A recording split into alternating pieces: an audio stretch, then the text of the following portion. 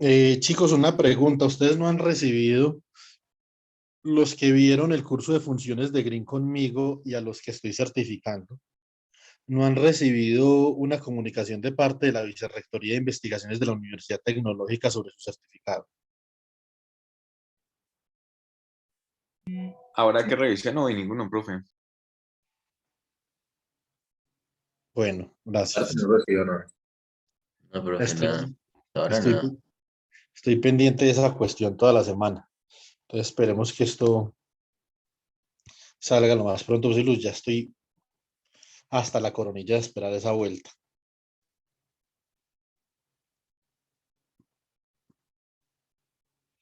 Bueno, bien, entonces nosotros habíamos quedado acá en que podíamos obtener la energía usando la función de partición, ¿sí o no? Bueno, entonces, todo eso tiene que ver con el modelo armónico.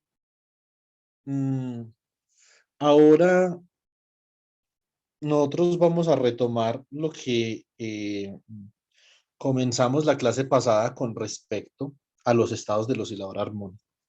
Entonces nosotros habíamos dicho que los estados del oscilador armónico, los QEPs de N, se conocían como estados de Fock.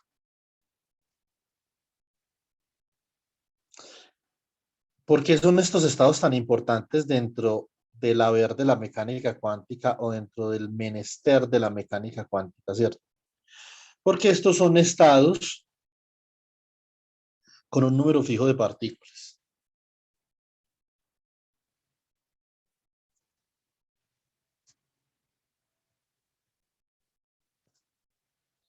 Estados con un número fijo de partículas. Estos estados se comienzan a repetir dentro de la mecánica cuántica cuando nosotros introducimos lo que es la segunda cuantización.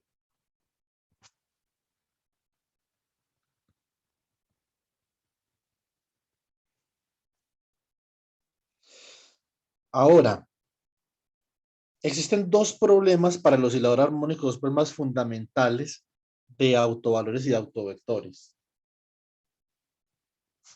Dos problemas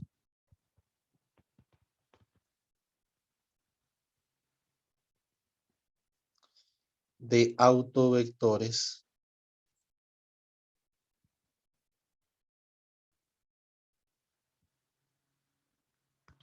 fundamentales. ¿Cuáles son? Si este estado representa el estado de un sistema físico con un número de partículas fijo, entonces existe un instrumento representado por un operador n que me dice cuántas partículas hay en ese estado, o excitaciones, ¿cierto? Más claramente.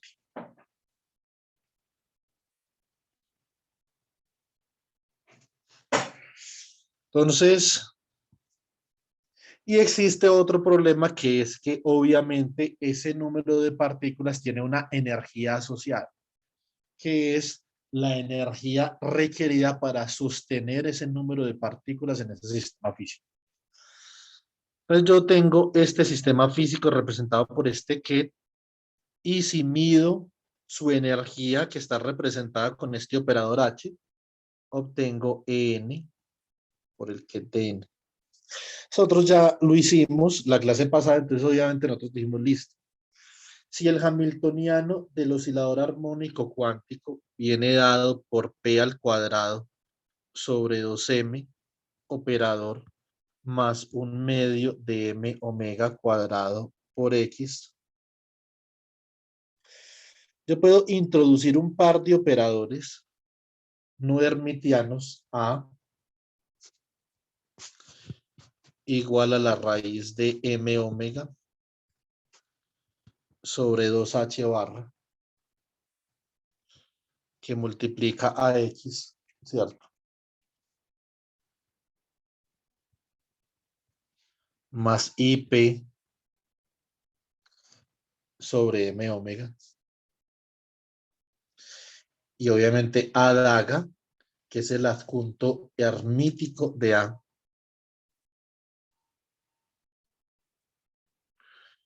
M omega sobre 2H barra por X menos IP sobre M omega. Obviamente X y P son operadores hermíticos porque en sistemas cuánticos cerrados representan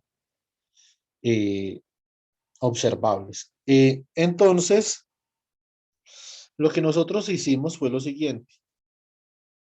Lo primero que hicimos, vamos a repasar, fue evaluar el conmutador entre A y adaga. Eso fue lo primero. Porque el valor de este conmutador es algo importante, muy importante, dentro de el marco en el que nosotros queremos entender ese A y ese I adaga, si actúan de manera individual sobre el estado de Fock que hace. ¿Qué le hace un A a un estado de Fock? ¿Y qué le hace un adaga a un estado de Fock? Ahora vamos a ver un ejemplo práctico con el momento angular sobre este tema, pero por el momento necesitamos determinar qué hacen esos operadores. Entonces podemos calcular este conmutador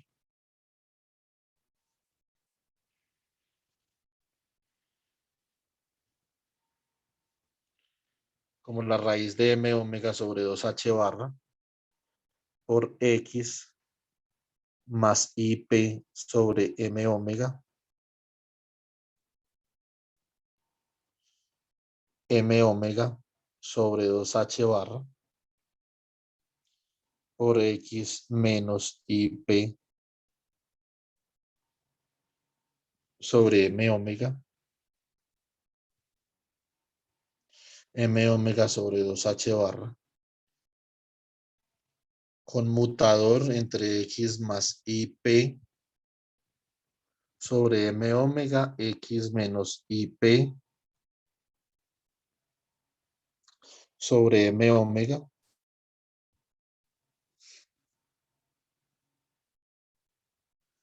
Entonces esto es M omega sobre 2H barra por el conmutador entre X y X. Y por menos I da 1. O sea que esto es más 1 sobre M omega cuadrado por el conmutador entre P y P.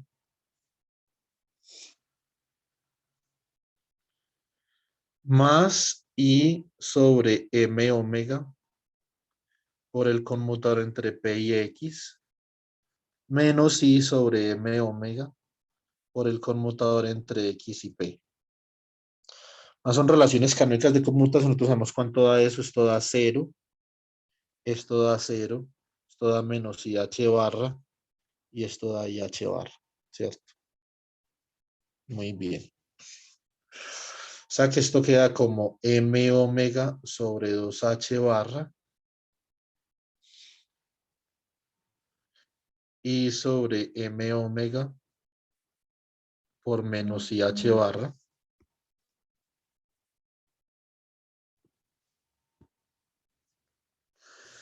Menos I sobre M omega por IH barra.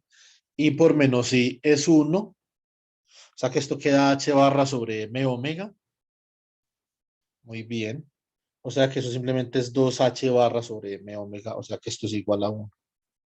Eso es lo que vale ese conmutador. Entonces ahora vamos a calcular otros conmutadores para poder determinar qué sucede cuando nosotros aplicamos los adagas y los as sobre el estado de Fock. Entonces, ¿qué tal si ahora evaluamos, por ejemplo, este conmutador?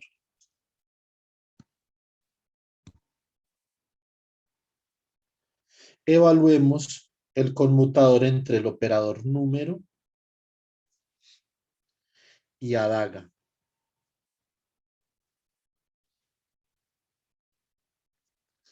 Esto es igual a n por adaga menos adaga por n. ¿Cierto? Muy bien. Entonces, y Obviamente, si nosotros evaluamos expeditamente, esto nos quedaría que A daga por A con A daga. Esto es simplemente igual a A daga por el conmutador entre A y A daga, que lo acabamos de calcular, más A, perdón, para ser formales, esto sería A daga con A daga por A y esto da 0. Esto da 1, o sea que esto es A daga. Eso significa que esto simplemente es A daga acá, ¿cierto? O sea que N por A daga es igual a daga más A daga por N, ¿cierto? Ahora vamos a hacer una vuelta acá. Vamos a aplicar N a daga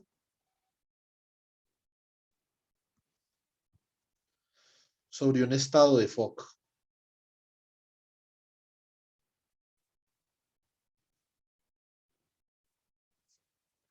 Eso significa que esto es igual a daga N más a daga actuando sobre el ket de N, ¿cierto? Simplemente de acá que esto sale de la relación de conmutación entre N y A daga. ¿Ok? Nosotros sabemos, obviamente, que N, bueno, escribamos esto así. A daga, N actuando sobre el estado de Fock más A daga actuando sobre el estado de Fock. ¿Cierto? O sea que esto simplemente es A daga por N, el autovalor, por el estado de Fock, más A daga por el estado de Fock. Esto viene a ser A daga, llamémoslo así, N más 1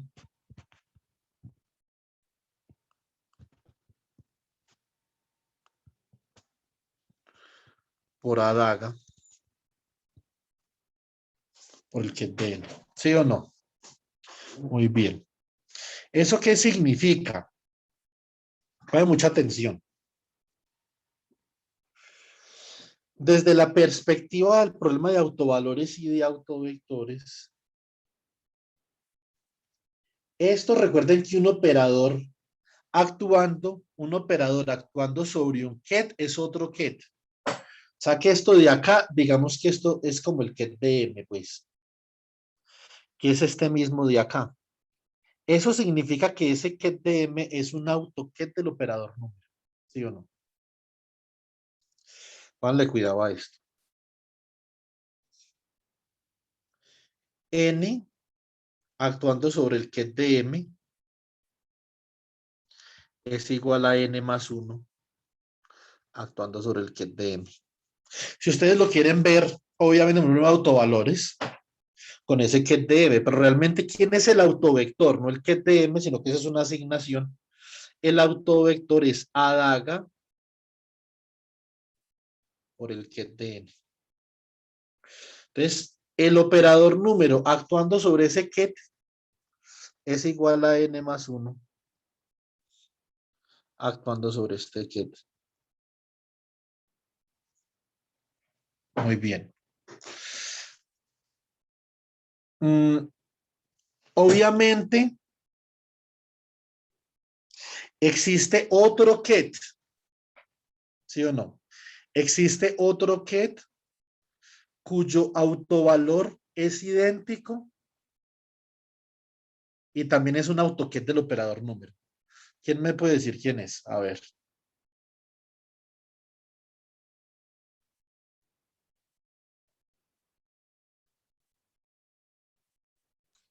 N más 1 con el... Exactamente. El operador número actuando sobre el ket de n más 1 es igual a n más 1 por el ket de n más 1.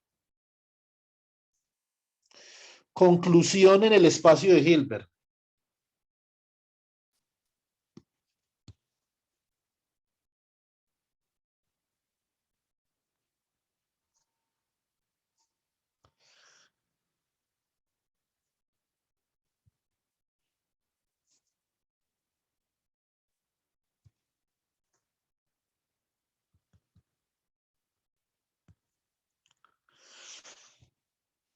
El que en el espacio de Hilbert, el ket de n más 1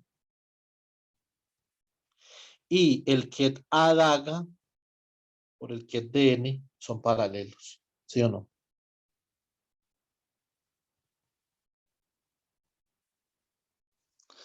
Esta es la conclusión fundamental acá.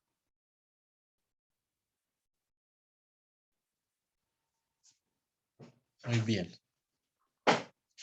¿Alguna pregunta hasta ahí o no? Eso siempre que que el operador sea hermitiano, ¿cierto? Por ejemplo, n. No, no necesariamente. Porque acá, obviamente, para poder llegar hasta acá, nosotros hemos asumido algún tipo de hermiticidad en n, etcétera, etcétera. Pero una vez usted tiene esto, usted una vez tiene esto, esos dos vectores son paralelos. Porque lo que estamos diciendo, Joan, es que ambos kets son autokets del mismo operador. ¿Sí o no? Y si son autokets del mismo operador, deben, con el mismo autovalor, realmente representar el mismo sistema físico. Y dos kets que representan el mismo sistema físico, uno es el producto por un escalar del otro. ¿Sí me entiende? Sí, ya, no, hablaba en el caso en el que había generamiento. Entonces tenía pues ortogonalidad con el Jenkets diferentes que se relacionan al mismo y el valor propio, ¿no? Sí, pero en este caso tiene el mismo valor propio. O sea, que tienen que ser el mismo estado. O sea que en ese sentido las dos expresiones, profesor, las dos primeras expresiones son iguales, son las mismas, son análogas. Sí, pero O... son dos kets diferentes. Lo que pasa ahí es que son dos expresiones que relacionan dos estados que representan el mismo sistema físico. ¿Sí me Ujú, entiende? ok, bien. Pues ahora Profe, una vamos a dejar, pregunta. dime. eh, Respecto, digamos, o sea, en este caso, o sea, pudimos encontrar el operador n que en cierta forma está asociado a los modos de excitación, pues, de la partícula, pues teniendo la perspectiva de que estamos trabajando con un problema de una sola partícula sin interacciones. Nosotros, pues yo he visto que en algunos casos uno puede definir, digamos, el operador teta como como el operador canónicamente conjugado de n, que mide la fase. O sea, Sí, en este caso, digamos, ¿o será que usted puede hablar brevemente sobre eso y dar una interpretación de la fase a que realmente se está refiriendo? Eh, pues eso lo vamos a hacer, ¿cierto? Entonces lo voy a dejar para el lunes, pero sencillamente, así como obviamente a ver, la fase a la que se refiere es la fase de un autovector del operador. Eh, Hablamos después de eso porque metodológicamente, digamos que se me interrumpe el flujo pedagógico que tengo diseñado, entonces déjeme unos 20 minutos y ya hago el comentario. Listo, Oh, ok, ok, gracias. listo. Entonces, ahora vamos a hacer esto mismo, pero con el otro operador. Y ya después entonces le vamos a dar un nombre a estos operadores. Le vamos a dar un nombre a estos operadores dependiendo de lo que hagan sobre el estado de foco, ¿cierto? Entonces,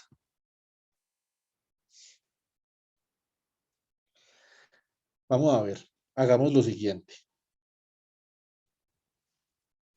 Vamos a pensar cuál es el conmutador entre n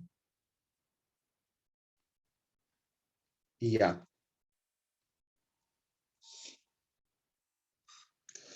Esto es igual a n por a menos a por n, ¿cierto?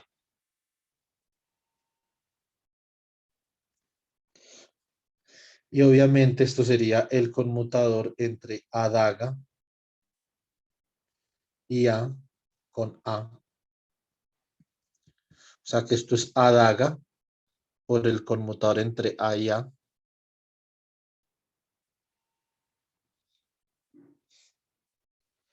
Más adaga con A por A. ¿Sí o no? Esto es 0. Y esto de acá es menos 1. O sea, que esta vaina de acá es menos A. ¿Eso qué implica? Que esto es menos A. O sea que N por A es igual a A por N menos A. Ahora vamos a actuar sobre el estado de Fock con NA. O sea, este NA de acá lo operamos sobre un estado de Fock. Y esto es igual a A por N menos A, actuando sobre el estado de Fock. Entonces A por N por el que de N menos A por el que de N. Esto es AN por el que dn menos A por el que dn. O sea que esto simplemente es igual a n menos 1 por A por el que dn. Esto significa que ese A por el que dn es un autovector de n, ¿cierto?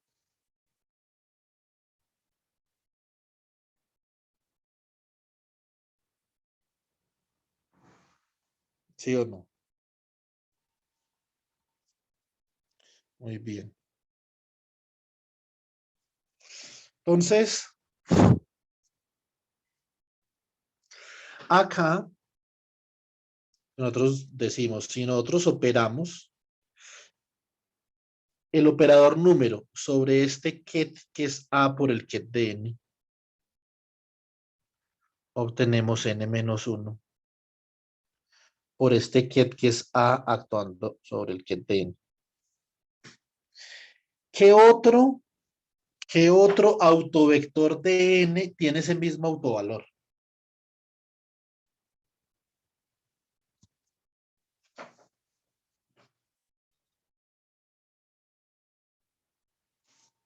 N-1, el que de N-1. Exactamente. Entonces el ket de n menos 1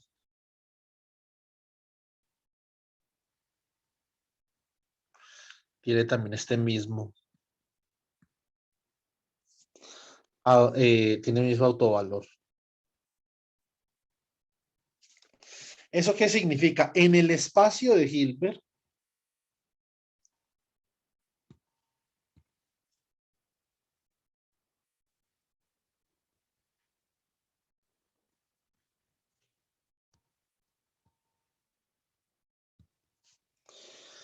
en el espacio de Hilbert, eh,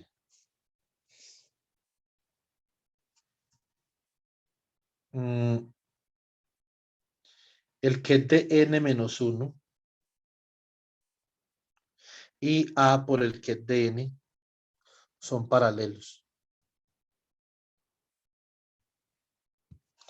¿Cuál es la definición en un espacio vectorial del paralelismo entre dos vectores? ¿Qué me puede recordar, por favor? Una frase global, ¿Cómo, Jalí? que son equivalentes a alguna fase global. Sí. En un espacio de Hilbert complejo, sí. Pero en general, simplemente uno es el producto por un escalar del otro. Así sea escalar complejo, real, ¿sí o no? Combinación lineal. No, combinación lineal, no. Uno es el producto por un escalar del otro. Es diferente de una combinación lineal.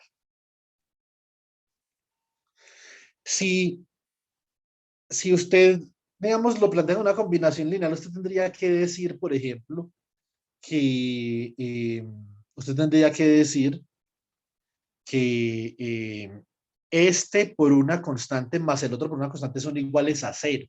Entonces sería una combinación lineal nula, solamente dos vectores, ¿sí o no, Joan?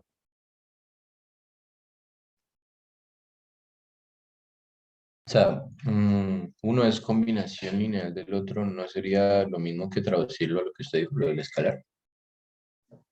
No, porque es que esto no es una combinación lineal. Usted decir que V es igual a alfa por U. Usted entiende eso como una combinación lineal. Sí, pues explícitamente lo he leído como que es combinación lineal de U. Pues yo no, no, O sea, de no, pronto no. con todos los demás coeficientes cero, pero pues lo que dice el profesor es que uno es simplemente el mismo vector, pero con una norma diferente. Exactamente. Entonces, esto sería una combinación lineal de B y U. Y si usted despeja, usted puede decir de acá de esta combinación lineal que V es igual a menos B sobre A por U. Entonces, si esto es uno es un producto por un escalar del otro, así venga de una combinación lineal. Ahora, cuando nosotros tenemos n vectores paralelos en el espacio, entonces nosotros tendríamos que decir, por ejemplo, A1 por B1 más A2 por B2 más AN por BN, por ejemplo, igual a cero. O A11, A12, ¿cierto? A1N, ahora acá A21 por B1 más A22 por B2 más A2N por BN igual a cero. Esta combinación de esos N, ¿cierto? Dependiendo del caso, podría dar que ellos sean paralelos, ¿cierto? Que sean el mismo dependiendo de los coeficientes A. Pero en general, Joan, esto no implica un producto por un escalar de un vector por otro vector. ¿Sí me entiende? Y no, sí, yo entiendo, profe. No, o sea, yo no me refería a que los dos fueran una combinación lineal de algo, sino que uno es combinación lineal de otro. Bueno, así lo he leído yo. O sea, tengo entendido que esa frase de uno ser combinación lineal del otro es equivalente a lo mismo que usted tiene ahí escrito, de que es producto, uno es producto por escalar del otro. Ah, bueno, pero yo esa frase no la he escuchado nunca. Tengo que investigar. Listo, profe. Ahora, ¿eso qué significa en este caso particular, por ejemplo, del operador A? Lo que eso significa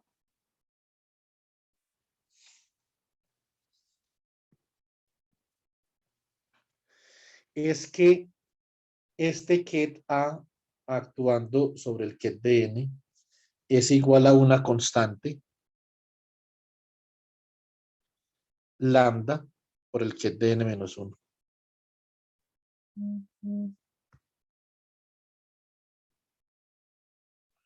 Listo. Y obviamente su representación dual sería que el bra de N siendo actuado por A daga sería simplemente igual al bra de N menos 1 multiplicado por lambda asterisco, ¿cierto? Vamos a, digamos que esta es la ecuación 1 y esta es la ecuación 2. Vamos a proyectar 1 sobre 2. Si proyectamos 1 sobre 2, nos queda que el bracket entre N y N de A daga por A es igual a el bracket entre N menos 1 y N menos 1 de lambda por lambda asterisco, que esto simplemente es la magnitud de lambda al cuadrado por el bracket entre N menos 1 y N menos 1. O sea que esto es lambda al cuadrado. De acá, entonces lambda al cuadrado es igual al bracket entre N y N. Este de acá es el operador número, ¿cierto? O sea que esto es el operador número. O sea que esto es N por el bracket entre N y N, que es 1 por ortonormalidad, por lo que lambda es real y es simplemente la raíz de N. Bueno, entonces, ¿eso qué significa? Que si el operador A actúa sobre el ket de N, nosotros obtenemos la raíz de N por el ket de N menos 1. ¿Qué está haciendo el operador A sobre el estado físico, el estado del sistema físico? Está destruyendo una excitación. O sea, si usted tenía n excitaciones, una vez usted opera con A, ahora tiene n menos una excitaciones y vamos a ver que esto tiene una aplicación muy importante dentro de la física, sobre todo en el momento angular. Vamos a hacer lo propio con Adaga. Entonces ya sabemos que la interpretación en el espacio de Hilbert de A es que es un operador de destrucción o aniquilación, como se le dice en inglés, annihilation. Ahora sabemos entonces que Adaga actuando sobre el ket de n debe ser paralelo con el ket de n más 1. Conversamente, su dual es el bra de n siendo actuado por A, es obviamente igual al bra de n más 1 multiplicado por lambda asterisco, ¿cierto?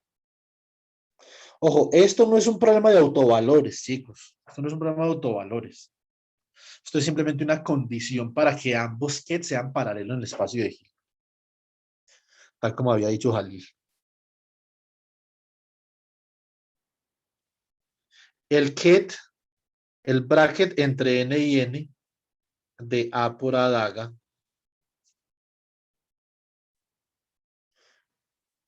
entonces es igual a ¿quién?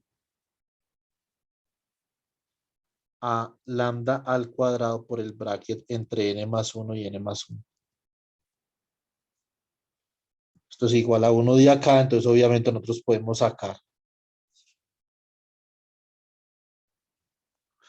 lambda al cuadrado. ¿Quién es A por Adaga? Eso es 1, ¿sí o no? Menos Adaga A. ¿Estamos de acuerdo o no? Sí. A, ¿Cómo lo puedo repetir un momentín? sí, a ver.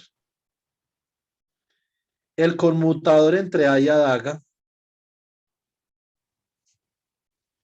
¿Quién es el conmutador entre A y Adaga? A por Adaga menos Adaga por A.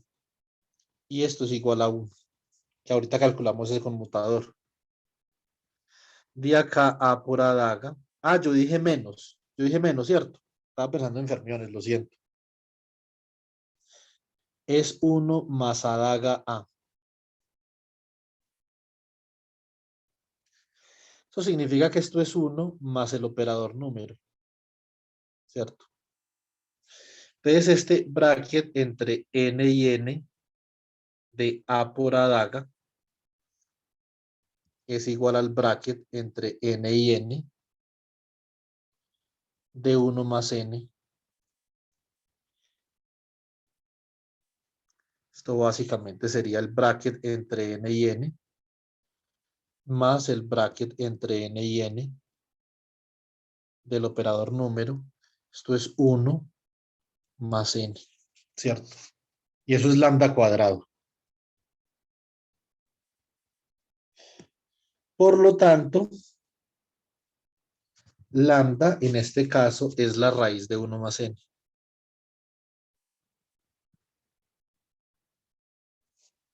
O de un, bueno, como ustedes quieran verlo. O sea que Adaga actuando sobre el ket de n es igual a una constante que es la raíz de n más 1 por el ket de n más 1. Por eso, en el argot de la mecánica cuántica, a este se conoce como un operador creación.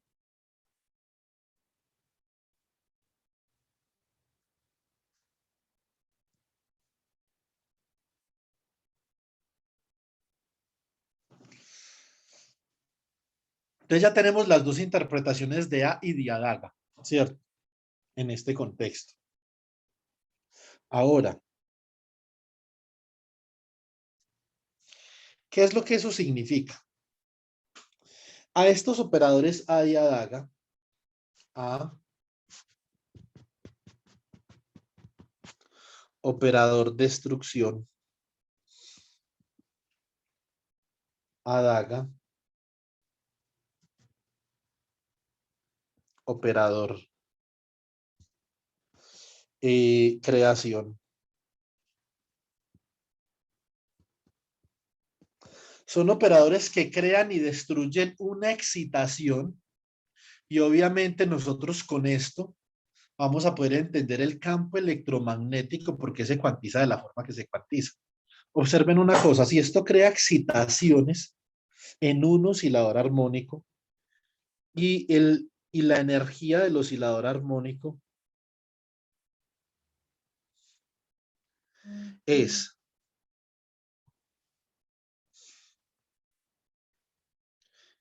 P al cuadrado sobre 2M más 1/2 de M omega cuadrado X al cuadrado, coloquemos ya operadores. Asombrosamente, que esto obviamente es a una conclusión a la que había llegado Max Planck cuando estaba haciendo la reacción de cuerpo negro. Obviamente, bueno, ¿cuál es la energía del campo electromagnético? Energía del campo electromagnético. Esto es 1/2 de epsilon sub 0 por la magnitud del campo eléctrico al cuadrado más 1 sobre 2 mu sub 0 por la magnitud de B al cuadrado.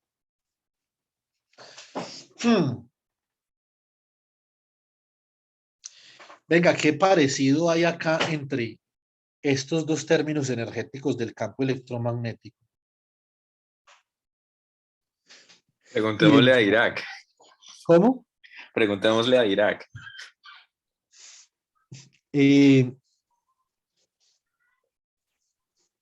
Sí, tal vez a Irak. No, de seguro, porque Irak fue el que comenzó con todo este cuento. Oh, por eso. Allá en el, Él fue el allá que, en el él fue el que 33. notó eso. Sí. Entonces, pero obviamente, esto ya, Juan Camilo, se conocía desde la época de Planck. ¿A qué me refiero? A que el campo electromagnético era como un oscilador armónico. ¿Sí me entiende? Sí. Era un reservorio de modos armónicos de la luz, ¿cierto? Entonces, que eso es básicamente lo que pensó Planck y Einstein. Entonces, acá nosotros podemos decir lo siguiente. Vale, cuidado. P y X o X y P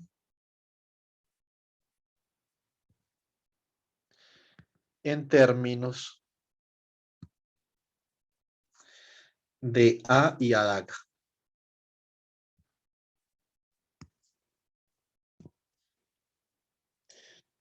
Esto simplemente es un abrebocas para el final del curso, que es donde vamos a comenzar a cuantizar todo lo que existe en el universo. Uno tampoco, pero muchas cosas. Entonces, primero necesitamos una teoría de campo, ¿cierto? A ver. A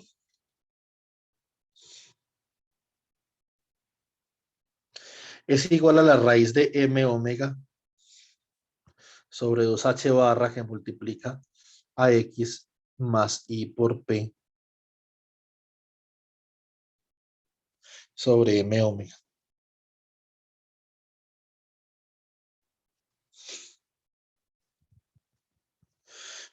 Adaga es igual a la raíz de M omega sobre 2H barra que multiplica a X menos IP sobre M omega. Digamos que esta es la ecuación 3 y esta es la ecuación 4. Sumemos 3 y 4. 3 más 4 nos da 2 por la raíz de M omega sobre 2H barra por X. ¿Sí o no?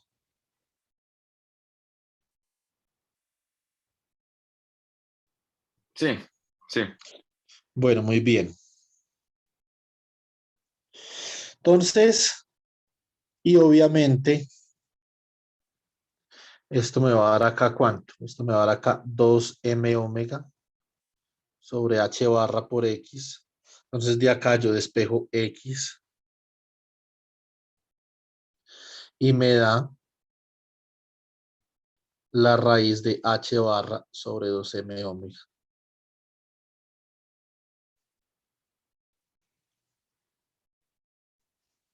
Muy bien. Bueno. Entonces, ahora vamos a ver, ya pudimos cuantizar, bueno, entonces esto queda por, disculpen acá, Profe, por eso. más adaga, ¿cierto? Entonces acá X queda en términos de los operadores creación y destrucción del oscilador armónico. Jalil, no me he olvidado de su pregunta, ya la voy a responder en un segundo, listo. Bueno, Juan David, Entonces, la verdad es que la pregunta de Jalil se me adelanta un poco a la clase de lunes. Entonces la voy a discutir porque es interesante discutir esa pregunta de todas formas, como para que ustedes de pronto le peguen una buscadita a eso. La pregunta de Jalil constituye el núcleo central de la óptica cuántica moderna y de la forma como hacemos teoría de la información con óptica cuántica. Entonces es interesante, pero lo vamos a ver en detalle el lunes, cuando hablemos de estados coherentes, etcétera, etcétera. Bueno, entonces ahora vamos a coger la ecuación 3 y 4 y vamos a restar. 3 menos 4, ¿cierto? Y yo 3 menos 4, ¿qué me da esto? 3 menos 4. Entonces, esto es 2 y sobre m omega por la raíz de m omega sobre 2h barra, que multiplica al momentum. Esto es igual a menos adaga.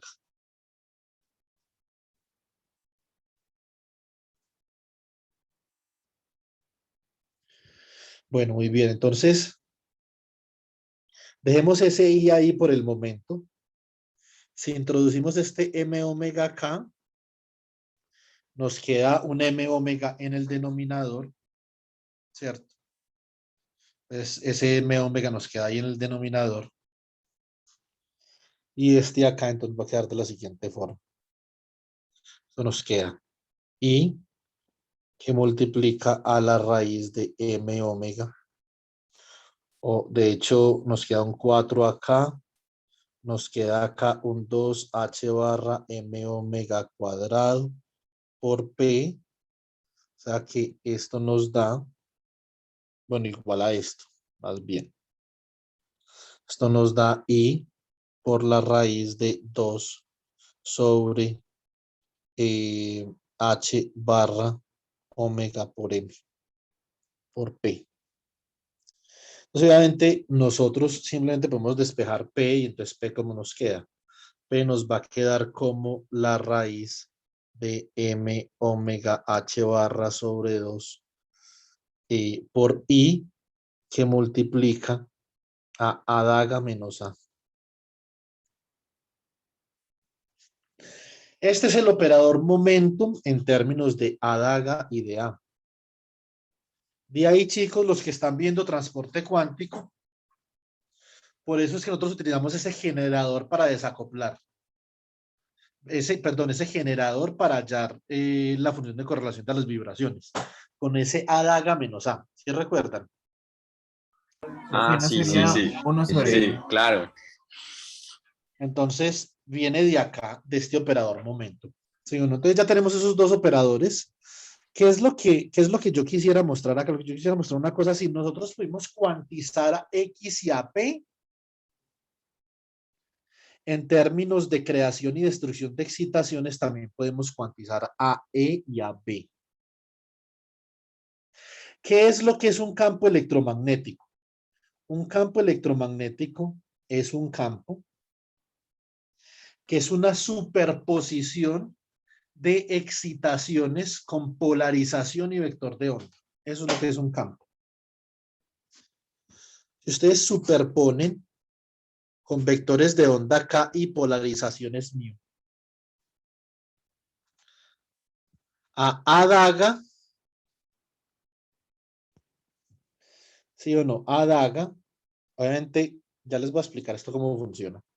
A daga que depende de K. ¿Qué significa que A daga dependa de K?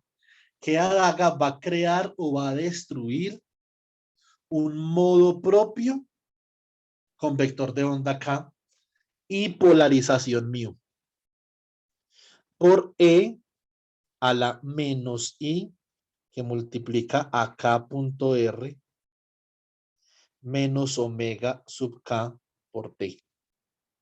Listo. Más este crea esta excitación y este destruye esta otra.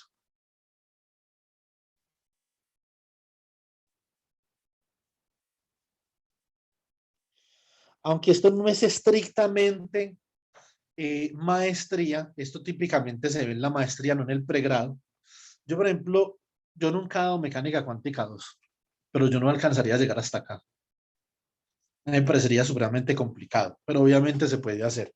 Esto está en el Sakurai normal y también está obviamente en el Sakurai en el Sakurai avanzado y está en el libro de Frank Schwab, ¿cierto? Entonces, para que ustedes lo revisen. Entonces, eso es lo que es un campo.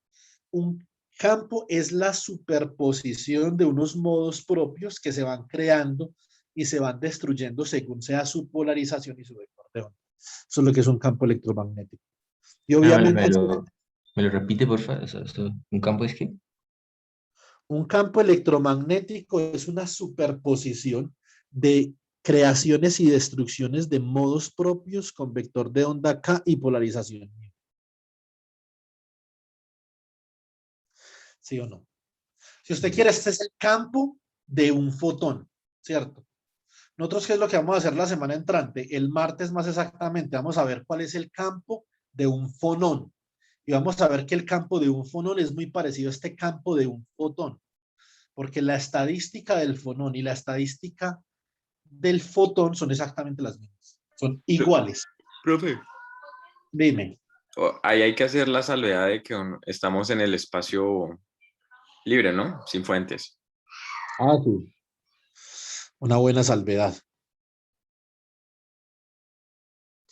Entonces, pero de todas formas, obviamente con fuentes, simplemente uno plantea esto con el lagrangiano de Proca y le agrega unos términos al campo y listo. ¿Sí me entiende? Como por ejemplo para el problema del bosón de Higgs. Si a ustedes les da la gasolina, después de que terminemos la última clase de estado sólido, calculamos la sección efectiva del bosón de Higgs. ¿Alguien ha hecho ese cálculo alguna vez o no? No, pero interesante. Sí, yo, ¿Usted lo ha hecho, Jalil? sí, en el curso de teoría de campos con funciones de Green.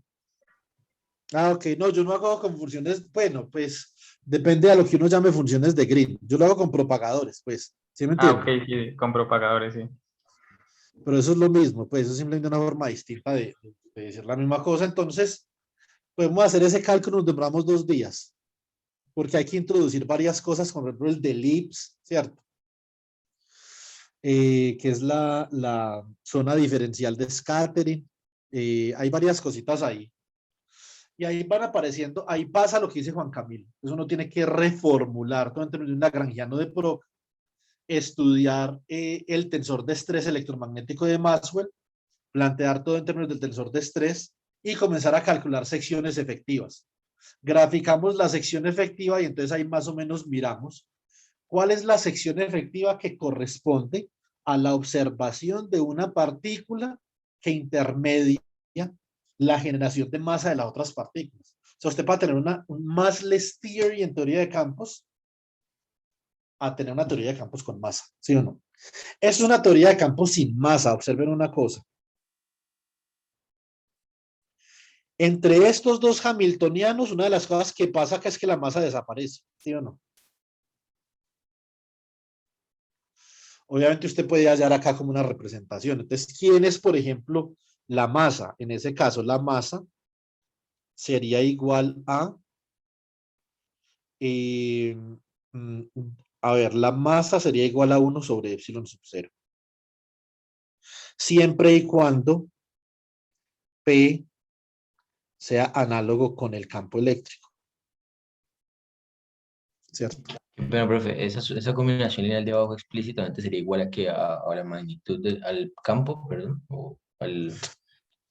Sería igual al potencial vectorial. Ok, Obviamente me faltan constantes. unas constantes. Sería igual al potencial vectorial. Recuerden que lo que nosotros cuantizamos es el potencial vectorial, pues no cuantizamos nada más. Y simplemente a través de las ecuaciones de Maxwell calculamos la relación de cuantización para el resto de los campos eléctricos y magnéticos, por lo que se cuantiza es el potencial vectorial. Entonces suponemos que el potencial vectorial simplemente es una superposición de esos modos. Listo.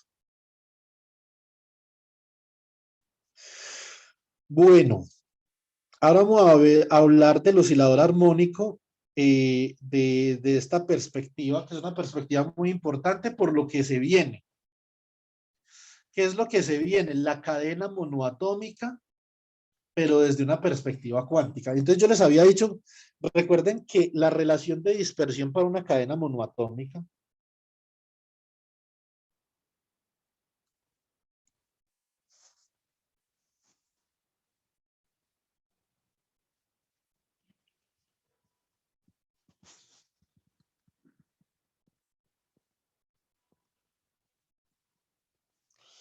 relación de dispersión clásica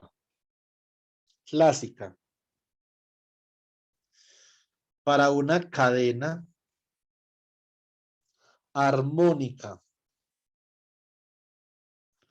monoatómica es omega de Q vectorialmente.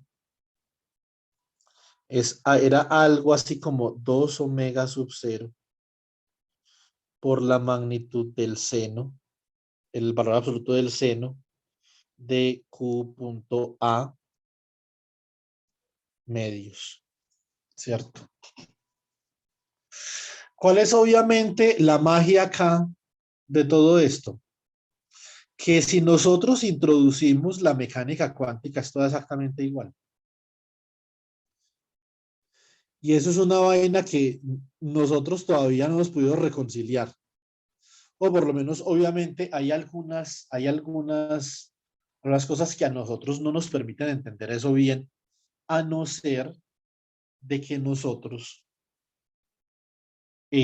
pensemos que el estado de un oscilador armónico en mecánica cuántica es el más clásico posible. Todavía no voy a hablar de estados coherentes, pero esta es la explicación más coherente que existe. Ahora voy a darle respuesta a la pregunta de Jalil. Jalil dice que el número de partículas y la fase son variables conjugadas. Eso es cierto en un estado coherente o en alguna de sus modificaciones. Yo les voy a explicar eso muy bien porque eso es muy importante en mecánica cuántica de muchos casos. Para la persona que le quiere gustar la óptica cuántica es bueno que tenga eso presente. ¿Eso qué significa? Hay una incertidumbre asociada, una relación de incertidumbre al número de partículas y a la fase. Eso significa, quitemos el operador de ahí. Eso significa que usted no puede medir con precisión infinita. Esto es una constante. Usted no puede medir con precisión infinita la fase y el número de partículas. ¿En qué estado? En un estado coherente.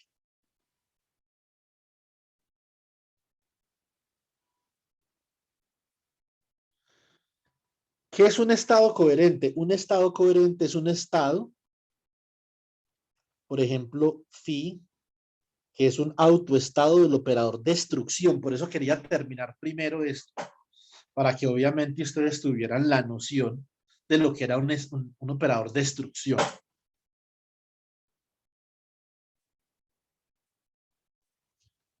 ¿Sí o no? Y esto simplemente es un autovalor y la representación dual es esta, obviamente.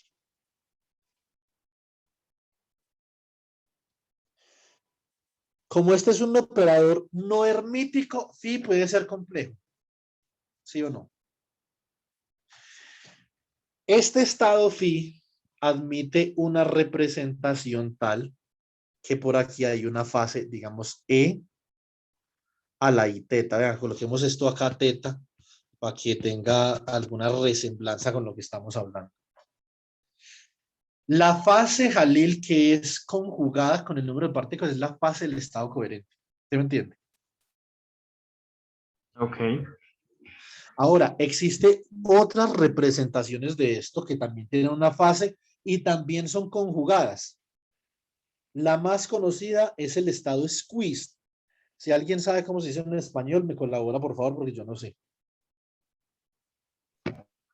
Comprimido. Es un nombre medio rebuscado, pero bueno.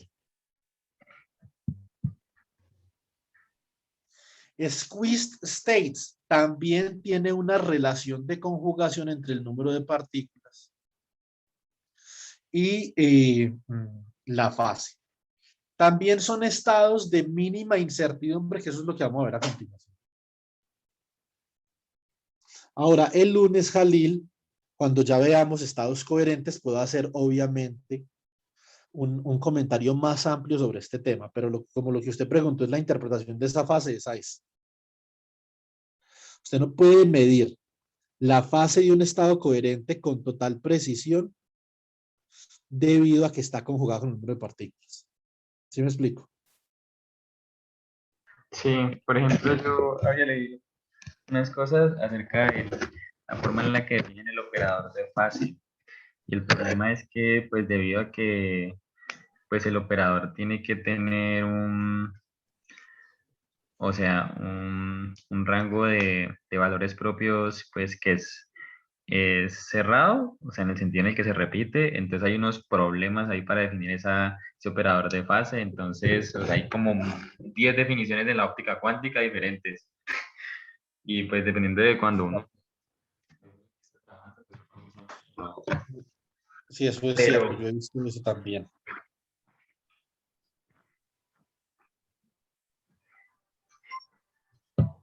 Continúe, Jalil, lo escucho. no, ya, eso era todo, entonces o sea, siempre ese operador de fase me causaba algunos problemas en la cabeza, pero digamos que sí, o sea, la interpretación está asociada a la fase del estado coherente y en cierta forma el estado coherente, la fase del estado coherente está asociada como a la amplitud, pues o sea, está asociada a la fase de la onda, pues si pensamos en términos clásicos, de la onda electromagnética, ¿no? Sí, exactamente. Entonces, En términos muy clásicos, porque son los elevadores armónicos, ¿cierto? sí. Ahora, ¿cómo hacemos nosotros, por ejemplo, para pensar en términos menos clásicos con un oscilador? ¿Qué habría que hacer?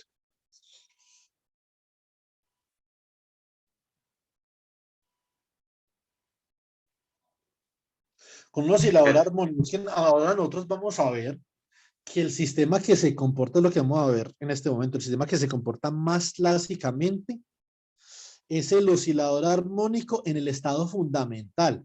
Si nosotros estamos en un estado excitado, el oscilador armónico, ahí sí no. Eso ya comienza a tener un carácter más cuántico. O sea que no es necesario que nosotros agreguemos nuevas interacciones al oscilador armónico para que se comporte más cuánticamente. Lo único que tenemos que hacer es que excitar modos en el oscilador armónico. Eso es todo. por Darle una... ejemplo, digamos, o sea, la forma como yo entiendo una fase en ondas electromagnéticas es básicamente que de alguna forma todas las ondas electromagnéticas están en una superposición coherente con una fase definida entre ellas. Esa fase es la que uno puede medir. Si la superposición, digamos, no está lo suficientemente coherente, entonces es complicado medir esa diferencia de fase, por lo menos en los experimentos Sí, de dispersión. exactamente. Entonces, en este caso, pues cuánticamente sería lo análogo, pero en este caso no estamos hablando de ondas, sino que estamos hablando de los modos de excitación de la partícula. Entonces, cuando los O modos de excitación de la usted puede partícula, tener Halil, usted también puede tener unos fringes de fase, ¿cierto? Entonces, por ejemplo, en este fringe de acá, usted puede tener, esto es realmente, por ejemplo, lo que hace con el condensado Bose-Einstein. Ese fringe de ahí puede ser una interferencia constructiva. Este fringe de acá, pues una interferencia destructiva, ¿sí o no?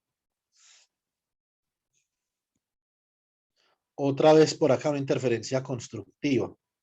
Entonces, obviamente, acá usted está midiendo diferentes diferencias de fase en ese diagrama, más sin embargo, esas diferencias de fase tienen como una cierta periodicidad donde pueden medir. ¿Sí me explico? sí, Puede ser que acá la diferencia de fase sea cero. Es como unos fringes. Este es un experimento muy conocido del condensado Bose-Einstein. Usted simplemente coge dos condensados de Bose-Einstein y los libera desde el reposo y ellos comienzan a interferir. Y como son ondas de materia, obviamente tienen la propiedad de la que usted habla.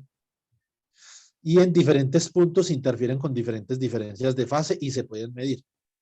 Entonces yo creo que también uno podría decir que lo importante es que en un punto del espacio ellos tengan una diferencia de fase determinada, que no tiene que ser la misma siempre. ¿Sí me entiende? sí, ok. Simplemente que en cada punto interfieran de forma coherente. Sería Ok, como sí, creo que es mucho mejor, sí. como lo que yo le agregaría pues a eso ahí, ¿cierto? Eh, ahora, ¿qué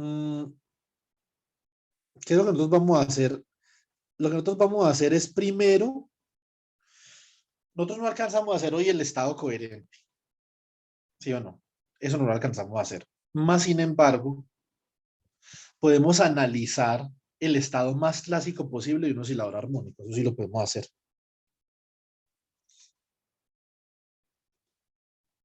¿Cómo hacemos eso? Vamos a hacerlo de la siguiente forma. ¿Qué sería, cómo sería la odiosa ecuación de Schrödinger para un oscilador armónico?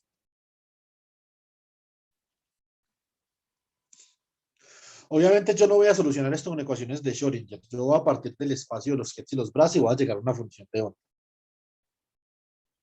Pero como eso es tan popular y a ustedes les gusta ver tanto YouTube, y me imagino que muchos de ustedes han visto a esos charlatanes de YouTube como Santaolalla y todos esos, ¿cierto? ¿O me equivoco? Obvio, profe, obvio. Entonces, yo una vez le escribí una pastoral en un video y me la borró. Le dije de todo y me borró el comentario. A Javier Santolaya. Sí. Sobre mecánica cuántica y que había trabajado en el CERN y yo no sé qué. Y yo le dije, ¿usted qué hacía en el CERN? ¿Desbarataba tornillo o qué? Porque esa vaina que usted dice la mecánica cuántica es completamente inverosímil. Lo que pasa es que usted no sabe mecánica cuántica, son dos cosas distintas. Entonces, pero, entonces obviamente cuando uno ve los videos populares sobre física, hay otro por ahí, hay algunos youtubers que hacen eso en inglés y son muy buenos, ¿cierto? Lo que pasa es que uno no debería hacer YouTube con eso. O sea, eso debería ser obviamente un documental, invitar a diferentes personas. Por ejemplo, hubiera sido interesante que ese man hubiera invitado a Brian Greene para ese video de mecánica cuántica que grabó. Mejor dicho, yo me hubiera partido de la risa. Es más, creo que se me hubieran caído los dientes de reír. Brian Greene lo hubiera cogido, mejor dicho, y lo hubiera atropellado literalmente. Entonces, obviamente lo que uno debía hacer, bueno, venga, invitemos a unos panelistas, invitemos a Brian Greene. Yo invitaría a mi profesor de mecánica cuántica, que es el secretario general de la Real Academia de Ciencias Suecas, invitaría al profesor Madroñero. Eso sería un debate interesante, ¿cierto? Entonces, obviamente dentro de esa dentro del argot popular de la mecánica cuántica, que es lo que uno siempre ve por ahí, ve un gato y la ecuación de Schrödinger, ¿sí o no? Siempre. Obviamente eso es algo poco informativo con respecto a lo que uno quiere aprender. ¿Qué tal el profesor viendo a esa gente que sale con medicina cuántica en la calle, que le mide la radiación a la gente y que con eso los cura las enfermedades? No, me muero, me da un infarto.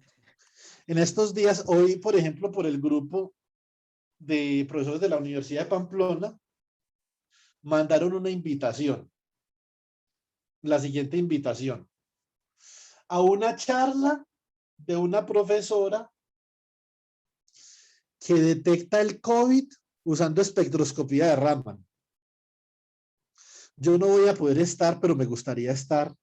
Así no sea para preguntar nada, pero es que hace rato que tengo pendiente una sesión de humor aquí en mi casa.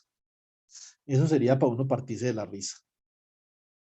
De pronto esta tarde me pongo a escuchar al Negro Palomino. ¿Ustedes saben quién es el Negro Palomino? Los que son de Cali.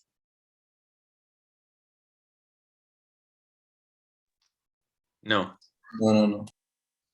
Uy, ¿cómo así? Ese man es una leyenda vallecaucana, chicos. Es una leyenda. Es el mejor contachistes de la historia. Lo que pasa es que ya murió. Así me imagino yo la conferencia esta señora. Uno detectando COVID con espectroscopía de Raman. No. O sea, no tiene que ver de pronto haber dicho, nos vamos a estudiar la estructura, la interacción, por ejemplo, enlace o la interacción cuadrupolar o dipolar del COVID con espectroscopía Raman. No, vamos a detectar el COVID con espectroscopía de Raman. O sea que la PCR, que está hecha para eso, palidece al lado de la espectroscopía de Raman. Por Dios bendito. Entonces, a veces por acá en Latinoamérica salen con unas vainas. O con unas tesis, por ejemplo, una tesis, el nombre de la tesis de maestría parece no un nombre de un título, sino que parece un resumen de un proyecto y tiene el nombre de todos los pueblos donde se hizo el proyecto. Por Dios bendito. Es que ese es el problema de la ciencia popular. Entonces, y ese obviamente es el otro problema con uno saber qué leer, ¿cierto? Aunque aclaro que esa profesora no es una profesora de la Universidad de Pamplona, es una profesora argentina que trabaja en espectroscopía de Raman y no hay qué más, ¿cierto? Pero esos títulos populares para hacer que la gente vaya a ver una presentación que ya uno de antemano presupone a partir del título que es pura barbacha. Entonces, hay que tener cuidado con esos difundidores de la física, pero obviamente por esa amplia difusión. Ahora, yo les cuento una cosa, chicos. Yo hice mi maestría, cuando hice mi maestría en ingeniería eléctrica, todavía no estaba de moda el machine learning. Entonces yo todavía disfruté trabajar en machine learning, aunque al final yo hice más, mi tesis de maestría fue aplicada a fluctuaciones estadísticas en sistemas macrobiológicos, ¿cierto? Pero yo hice varios cursos de machine learning, como todavía eso no estaba tan popular, yo lo alcancé a disfrutar. Ahorita eso es machine learning, todo el mundo sabe machine learning. Entonces, mejor dicho, uno va al supermercado y uno coloca un bulto de papa en el contador y ya dicen, bienvenido Juan David, venga, ¿qué pasó acá? A machine learning. No. Pues más o menos, Joan, pero no he leído mucho sobre quantum fracture. Entonces no puedo tener no podría tener como una opinión muy coherente al respecto. Después que lea, le comento a ver qué tal. He leído muy poquito. Entonces, yo he alcanzado a disfrutar Machine Learning en ese tiempo. ¿Sí o no? Yo hice unos desarrollos en Machine Learning que están publicados en una revista y en una conferencia. que son bastante interesantes para trabajar con sistemas dinámicos, ¿cierto? Roger, no le escucho, está hablando. No, yo soy el que no le escucho, tengo problemas con el audio, profe. Ah, Pero ya, me vuelvo a conectar. listo. Entonces, ahora, ¿a qué va la anécdota, chicos? ¿Hasta cuándo será que nosotros los físicos vamos a disfrutar de la mecánica cuántica? Porque ya el resto de la población va a creer que sabe mecánica cuántica. ¿Por qué? Por culpa de esos popularizadores barbachosos de la física que nunca han abierto el Sakurai, ¿cierto? No para popularizar física, venga, abramos el libro de Griffith, esto es bacano. Eso es re bacano. Hacemos por ahí un dibujo o le decimos a un diseñador gráfico que haga alguna vaina y ya vea 1 millón de visitas en YouTube. Entonces, la pregunta es, ¿hasta cuándo nosotros vamos a poder disfrutar de decir que sabemos realmente mecánica cuántica? Hasta que otro barbachoso por ahí comience a hablar de mecánica cuántica. Ese día yo lo veo llegar y sobre todo de computación cuántica. Ahorita todo el mundo, no, ya ingenieros de sistemas que no saben multiplicar dos matrices, ya que mecánica cuántica. Computación cuántica. Yo trabajo en algoritmos cuánticos. Ese día lo veo llegar y eso tiene obviamente el mismo contexto mediático que hablábamos nosotros el primer día sobre el paro. Es un contexto mediático. Obviamente ya, ¿quién va a ser el que sepa mecánica cuántica? No el que realmente sepa, sino el que más prensa tenga. ¿Sí o no? El que más visitas de YouTube tenga. Ese va a ser el que sepa mecánica cuántica. Mientras tanto, mientras ese día pasa, o mientras ese día llega, disfrutemos de mecánica cuántica nosotros. Hasta que lleguen los sabios de YouTube y de Facebook y de Twitter sabiendo más mecánica cuántica que nosotros, como los que la estudiamos.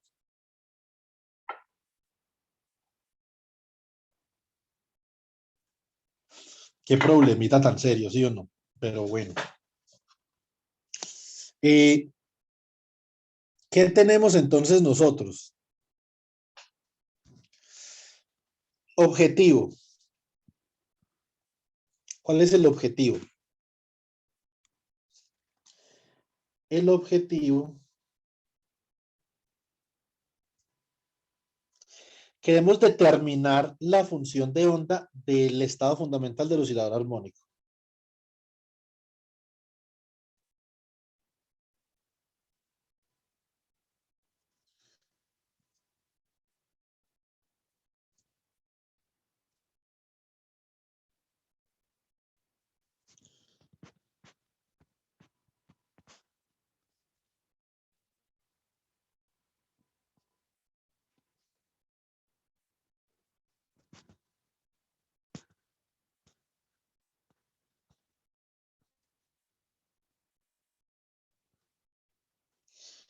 ¿Qué es la función de onda para nosotros los que sabemos mecánica cuántica? Es la proyección de un estado en el espacio de Hilbert sobre una base continua. Eso es una función de onda.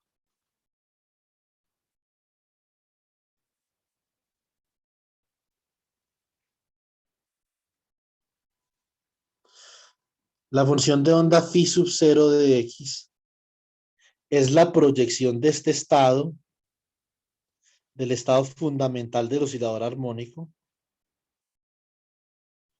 sobre una base de continua, que en este caso es la base de posición. Entonces, obviamente, nosotros tenemos algunas formas de solucionar este problema, ¿cierto? Entonces, la primera forma y la más conocida, naturalmente, es la ecuación de Schrödinger.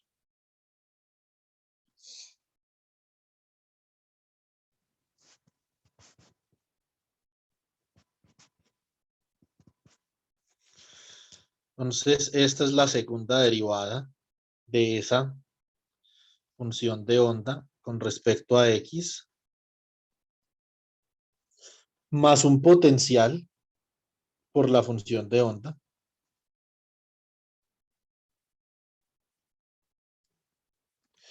igual a la energía por la función de onda, ¿cierto? Particularmente para el oscilador armónico en el estado fundamental, esta energía sabemos que es H barra omega sobre 2. Y el potencial no es otra cosa que 1/2 de m omega cuadrado por x cuadrado. De acá nosotros obtenemos menos h barra cuadrado sobre 2m por la segunda derivada de phi sub 0 de x con respecto a x más 1/2 de m omega cuadrado de x cuadrado, phi sub 0 de x igual a h barra omega medios por phi sub 0 de x, ¿cierto? Muy bien. Entonces ahora vamos a hacer nosotros una cosa distinta. Nos vamos a, apartar un poquito de este camino degradante y vamos a utilizar otra cosa.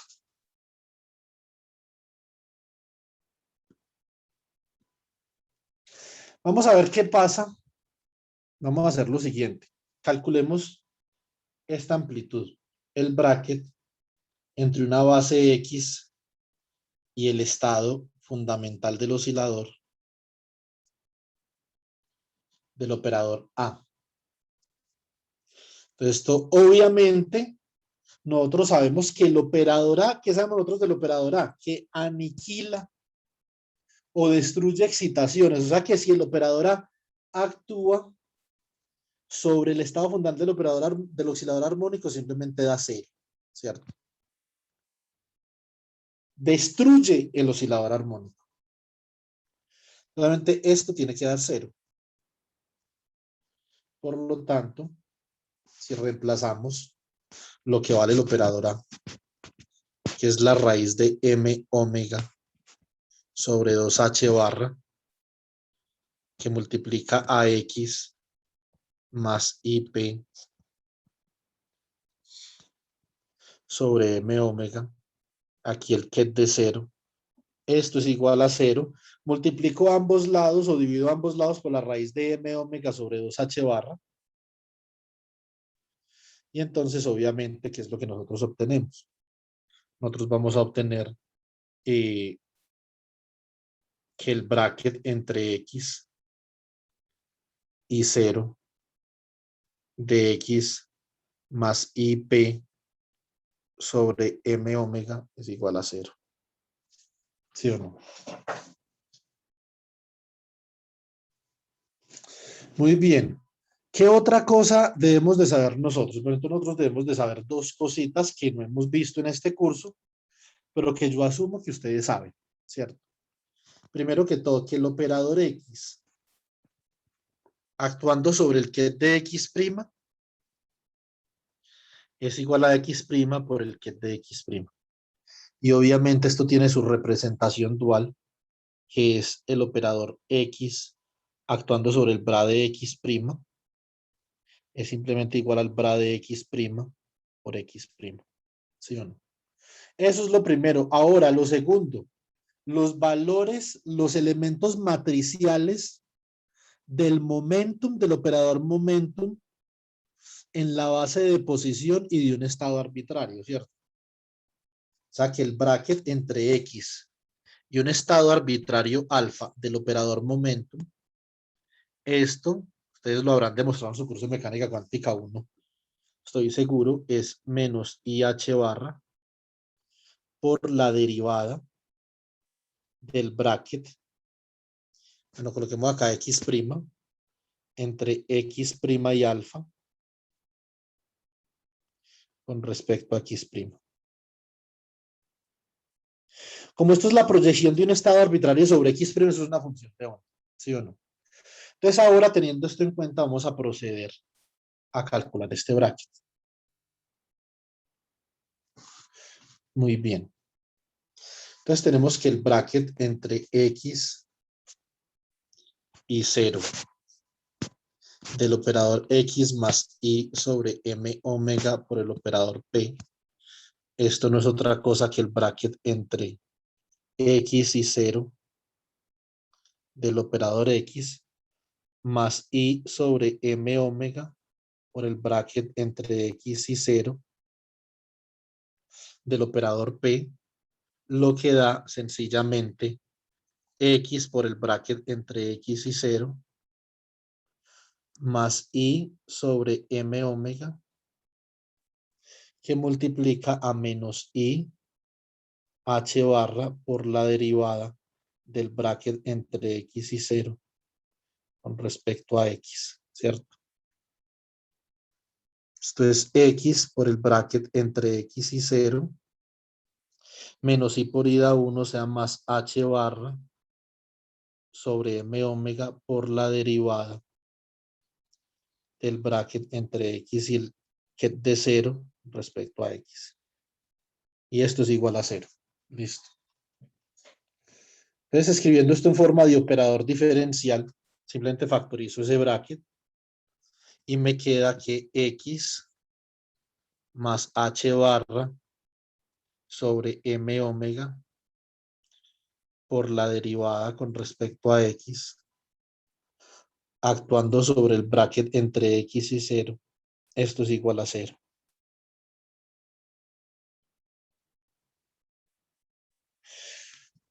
Solucionar esta ecuación diferencial es lo mismo que solucionar la ecuación de Schrödinger que teníamos arriba, ¿cierto? Lo que pasa es que este paso de acá es un poquito menos visajoso, pues. Típicamente en los libros le dan un nombre a este H barra sobre M omega. Dicen que eso es X sub 0 al cuadrado. Esto tiene una explicación, una interpretación física muy sucinta y es básicamente que es la escala de longitud del oscilador armónico. Listo. Ahora, obviamente, nosotros podemos resolver esto muy sucintamente, ¿cierto? Usando separación de variables. Pues vamos a ver cómo hacemos.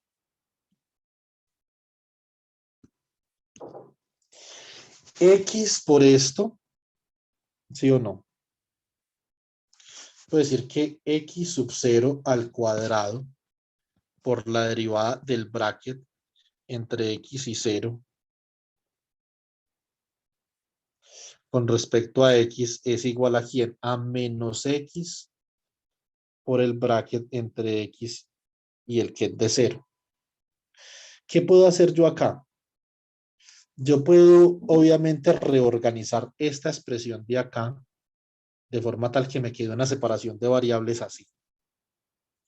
Es decir, que la derivada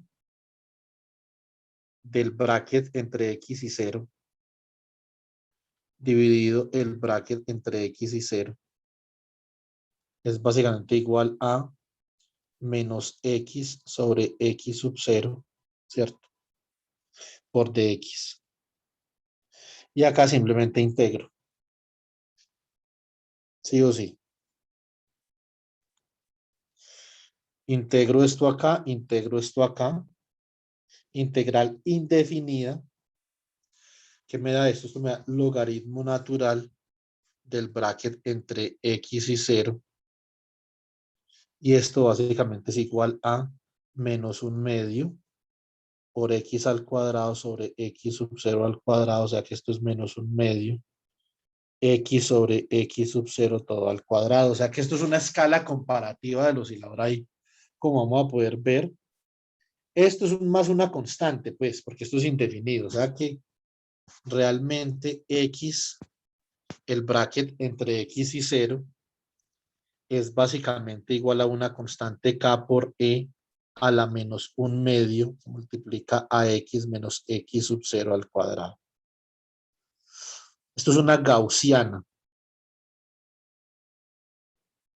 La función de onda del oscilador armónico en su estado fundamental es una gaussiana.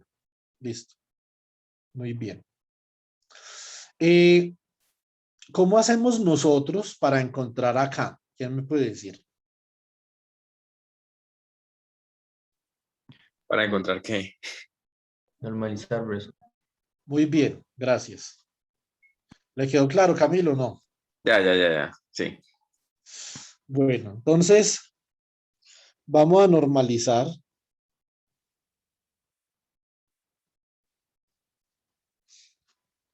Entonces, ¿cómo queda esto? Obviamente, la normalización de estos chismes es muy sencilla. Se quiere normalizar el Estado. Eso es lo que uno normaliza el Estado. La normalización de la función de una consecuencia de normalizar el Estado, ¿cierto? El bracket entre 0 y 0 básicamente es igual al bracket entre 0 y 0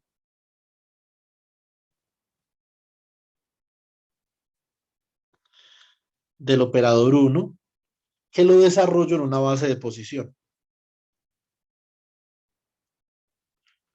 O sea, esto es la integral sobre dx del ket de x por el bra de x, ¿cierto?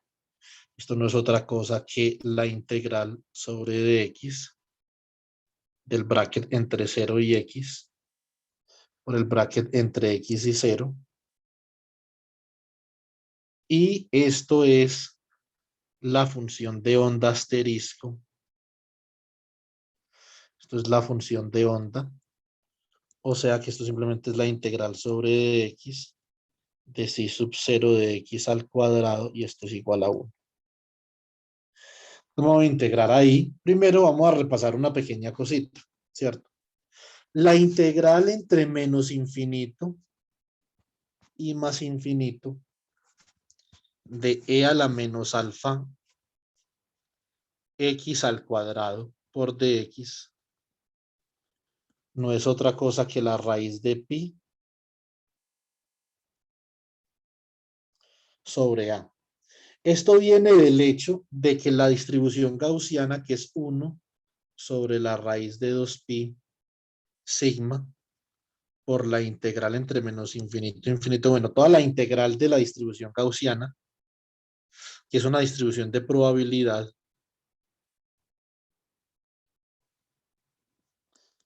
es igual a 1, ¿cierto? Entonces, básicamente, lo que nosotros podemos hacer acá es decir que la integral entre menos infinito y más infinito de a la menos x al cuadrado sobre 2 sigma cuadrado por dx es igual a la raíz de 2pi por sigma. Pero si 2 sigma, si nosotros hacemos, por ejemplo, alfa, esto no es A, sino que esto es alfa. Alfa igual a 1 sobre 2 sigma cuadrado. Entonces, sigma es igual a 1 sobre raíz de 2 alfa, ¿cierto? De acá la integral entre menos infinito y más infinito de e a la menos x cuadrado por alfa por dx es igual a la raíz de 2pi sobre la raíz de 2 alfa. Se va este con este y esto queda raíz de pi sobre alfa, ¿cierto? Nosotros tenemos eso, entonces podemos obviamente evaluar la normalización. Muy bien.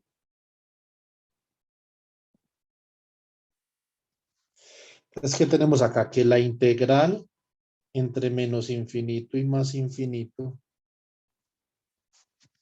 de dx de psi sub 0 de x al cuadrado es igual a la integral entre menos infinito y más infinito de la magnitud de esa constante.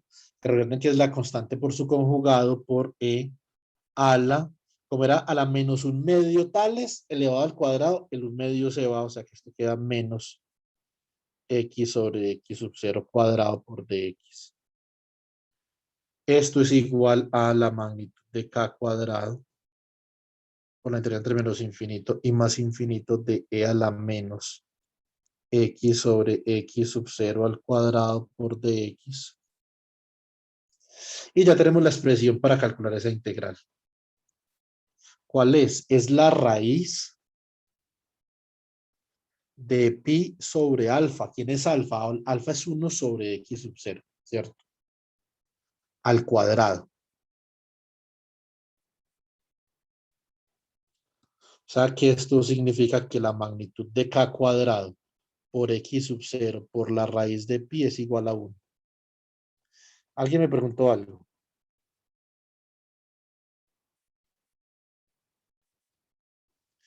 De acá a acá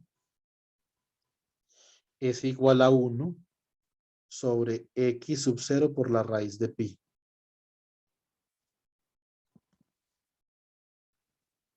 Cuadrado. Todo a la 1/2. Ah, ok.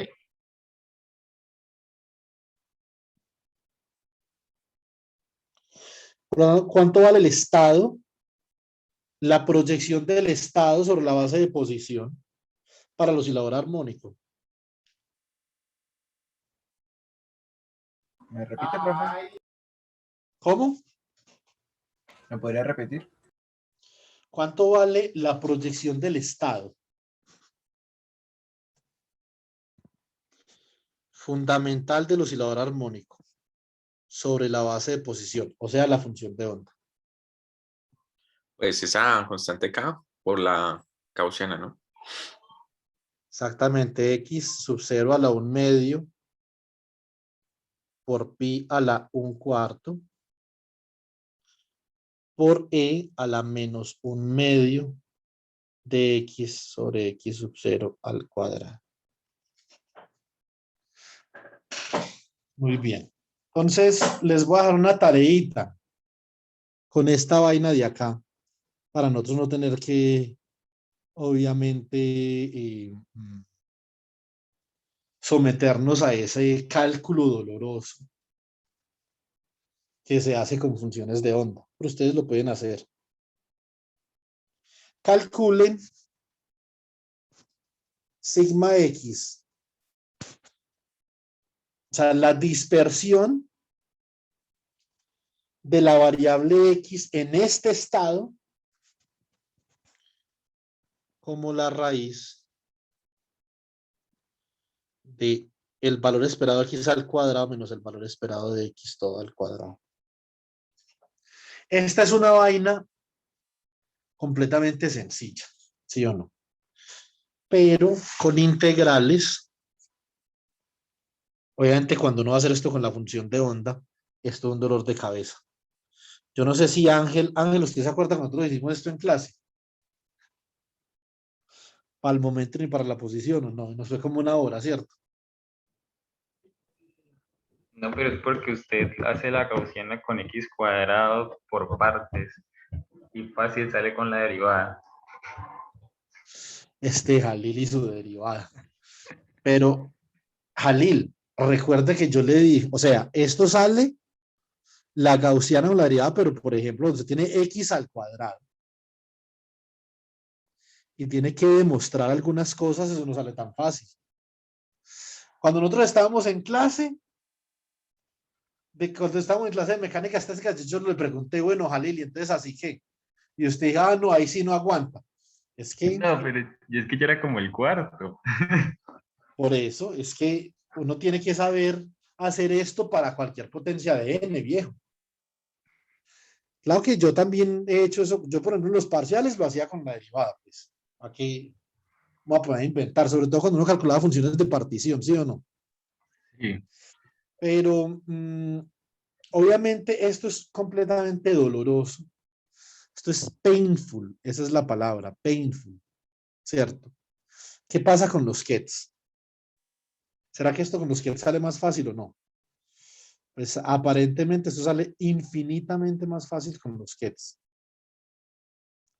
Entonces yo voy a comenzar el cálculo y les voy a mandar unas foticos al grupo para no dejarlos acá mucho tiempo, pero simplemente les voy a comenzar el cálculo.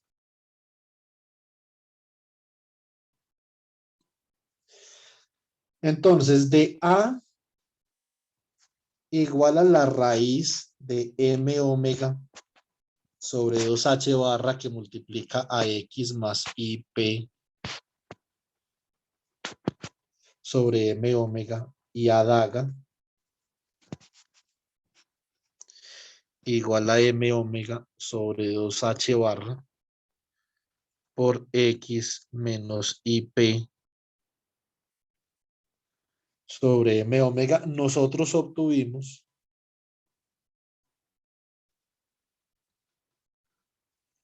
a x igual a la raíz de h barra sobre, ¿cómo era? 2m omega, ¿cierto? por A más A daga. Y P, espere, raíz de subir el 2 ahí, baja. Ah, bueno, entonces esto quedaba I por la raíz de H barra M omega, y acá había un 2 porque metíamos ese 2 como un 4 y abajo había un 2, listo. Entonces, esto por A daga menos A. Una vez nosotros tenemos eso, ¿qué es lo que nosotros queremos verificar para que el estado fundamental del oscilador armónico sea el más clásico? Queremos verificar la incertidumbre.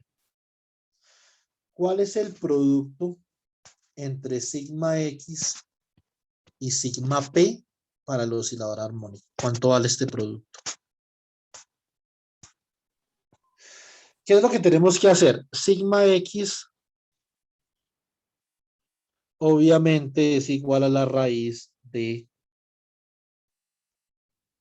el valor esperado de X cuadrado menos el valor esperado de X todo al cuadrado, y sigma P es igual a la raíz de el valor esperado de P al cuadrado menos el valor esperado de P todo al cuadrado, ¿cierto?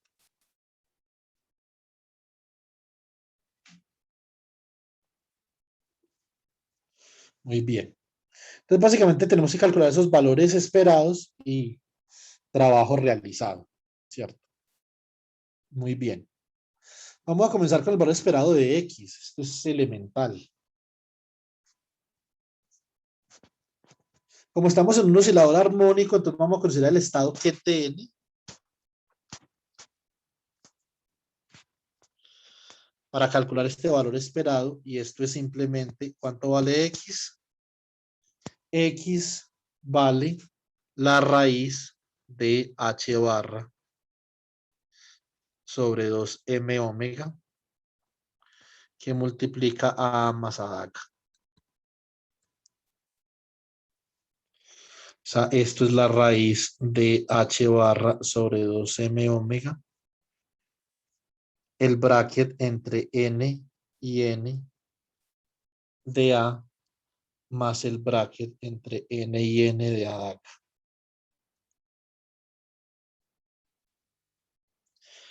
Esto es igual a la raíz de H barra sobre 2M omega. Entonces, ¿cómo queda esto? Esto queda la raíz de N por la raíz de N acá por el que es de N menos 1. Más el bra de N por la raíz de N más 1 por el que es de N más 1, ¿cierto? O sea, esto es la raíz de H barra sobre 2M omega por la raíz de N, bracket entre N y N menos 1, más la raíz de N más 1 por el bracket entre N y N más 1. Esto es 0, esto es 0. Por lo tanto, esto es 0. Alel, dígame que esta vaina no sea más fácil por un ket. ¿Cómo no va a ser más fácil con los kets que por la función de onda? Mucho más fácil, ¿o no? Sí, sí. Absurdamente más fácil. Y como vamos a ver, cuando tenemos más de una partícula, las funciones de onda son como un castigo divino. Bueno, no diría tan divino, como un castigo antidivino, más bien.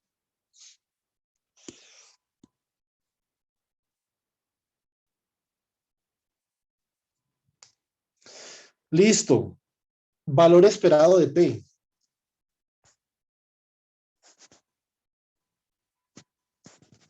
Aunque en ese caso, pues como es antisimétrica, pues de uno no lo ve, ¿no? Pero sí, pero o sea, concuerdo en el resto, sí. Sí, pero hay diferentes tipos de estados en mecánica cuántica. Si uno le pone a hacer eso para cada estado, vuelve loco. Sí, no, sí, es cierto. A ver.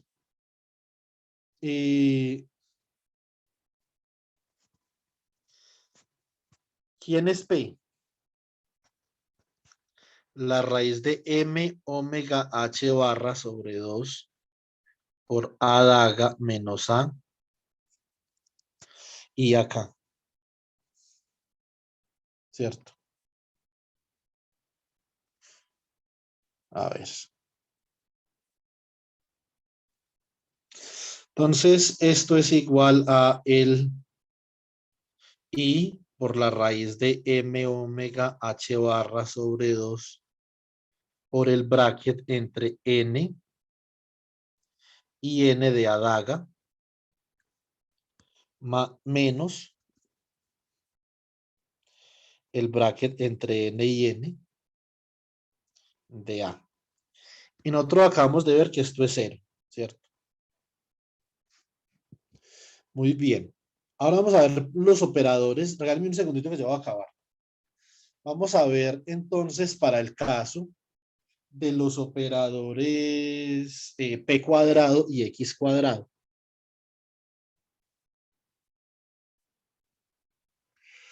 Para el caso de esos operadores, vamos a tener nosotros las siguientes combinaciones. N, el bracket entre N y N de adaga por A. ¿Sí o no? Si yo pero, bueno, comencemos con este al revés. A por adaga. Si yo pero con adaga sobre N, entonces sale un raíz de N más 1, o sea que esto da raíz de N más 1. Por el bracket entre N y N más 1 de A.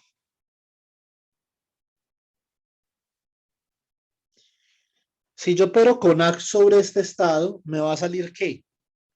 Me va a salir la raíz del número de excitaciones, o sea, la raíz de N más 1. Me queda al cuadrado por el bracket entre N y N, que por ortonormalidad es 1. O sea que esto simplemente es N más 1. Vamos a hacer este de acá. Este es el bracket entre N y N de A daga por A. Me sale la raíz de el número de excitaciones por el bracket entre N y N menos 1 del operador A daga. Y acá me sale la raíz del número de excitaciones más 1, que sería N, por el que de una excitación más, o sea que esto sería el bracket entre N y N, que es 1 y esto es igual a N. Ahora me quedan otros dos brackets por calcular. El bracket de adaga al cuadrado, que sería el bracket entre N y N de adaga por adaga. Esto es raíz de N más 1 por el bracket entre N y N. Y N más 1 de adaga. Esto es la raíz de N más 1 por la raíz de N más 2 por el bracket entre N y N más 2 y por ortonormalidad esto da 0. O sea que esto da 0 acá.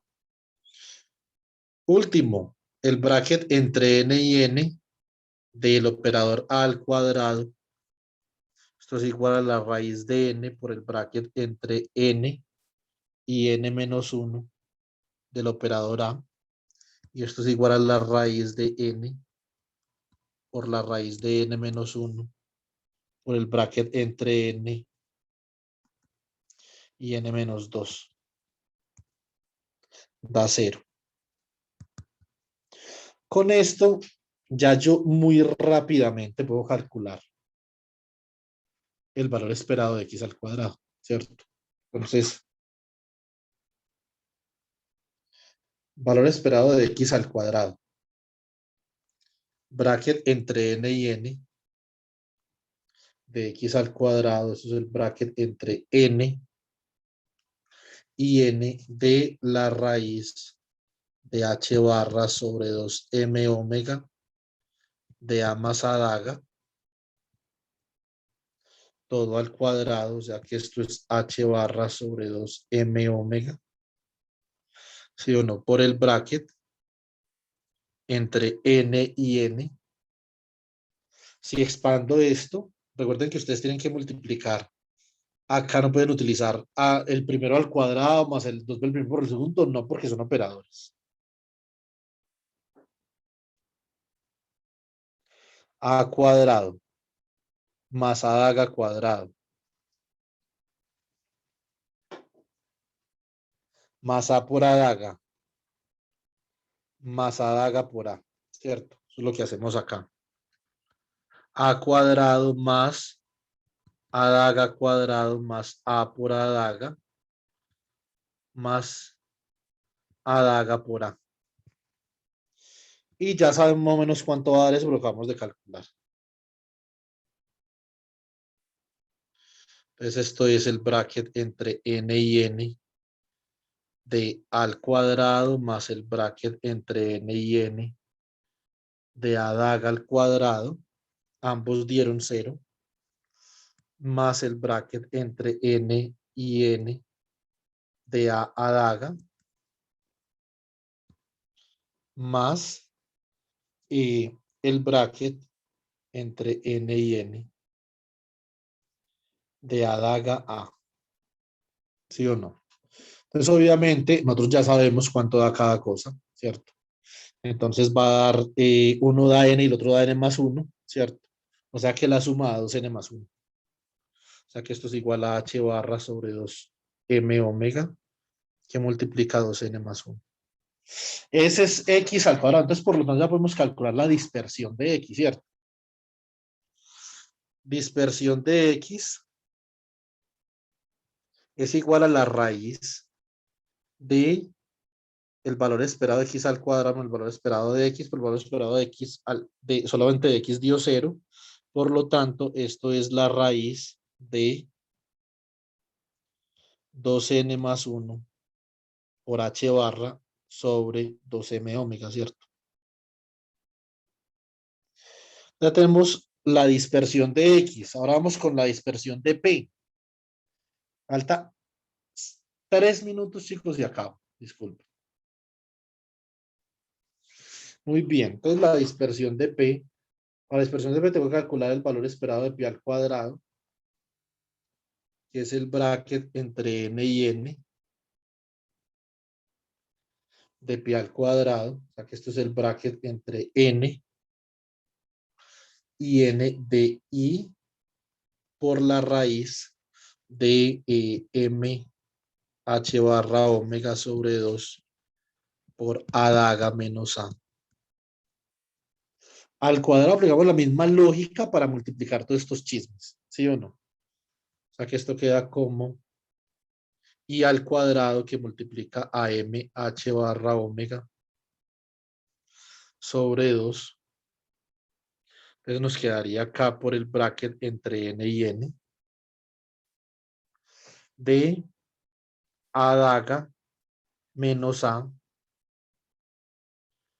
por adaga menos a, ¿cierto? ¿Cómo queda esto? Esto queda menos h barra omega por m sobre 2 factor de, a ver, los que son al cuadrado recuerden que dan 0. Entonces me queda adaga por a negativo. Y el otro cruzado también da negativo, o sea que coloquemos esto acá positivo y adentro colocamos todo positivo. Entonces esto es n, el bracket entre n y n de adaga por a más el bracket entre n y n de a por adaga.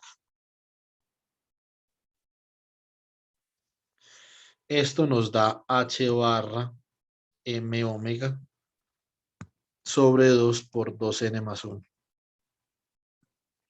Eso significa que la dispersión del momentum, sigma p, que es igual a la raíz de el valor esperado del momentum al cuadrado, el valor esperado del momentum todo al cuadrado, el valor esperado del momentum dio 0. Esto es entonces sencillamente 2n más 1 acá. H barra m omega sobre 2. ¿Cierto? Ahora, relación de incertidumbre.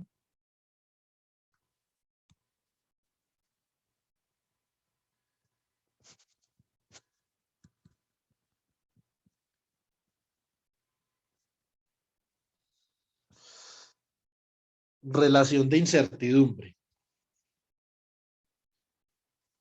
¿Cómo queda? Sigma X por sigma P. Entonces, sigma X nos había dado la raíz de, espera, me acuerdo, es que es 2n más 1, H barra K, 2m omega K, ¿cierto? Por la raíz de 2n más 1 por H barra M omega sobre 2 por acá.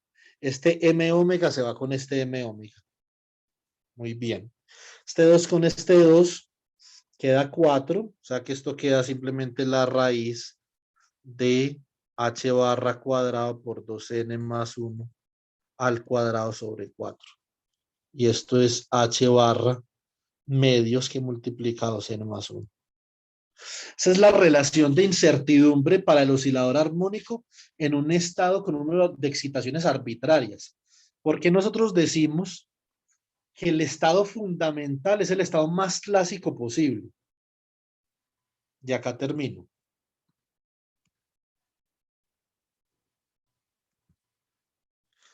El estado fundamental es el estado más clásico posible.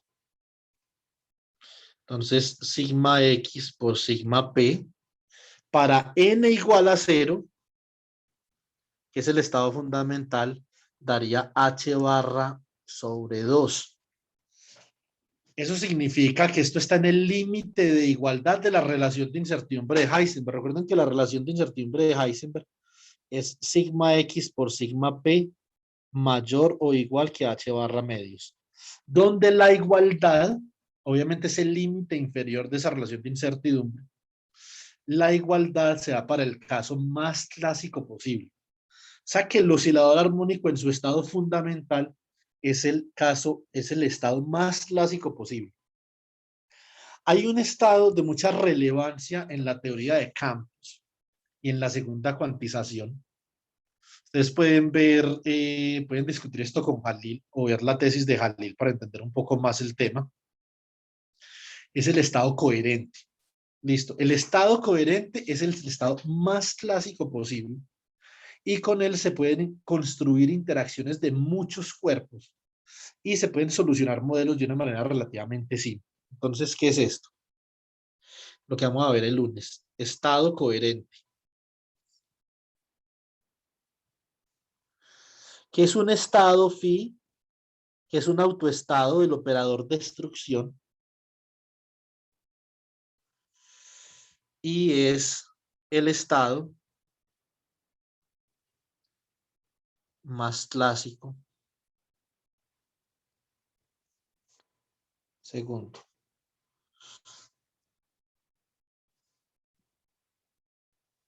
Ahora sí. El estado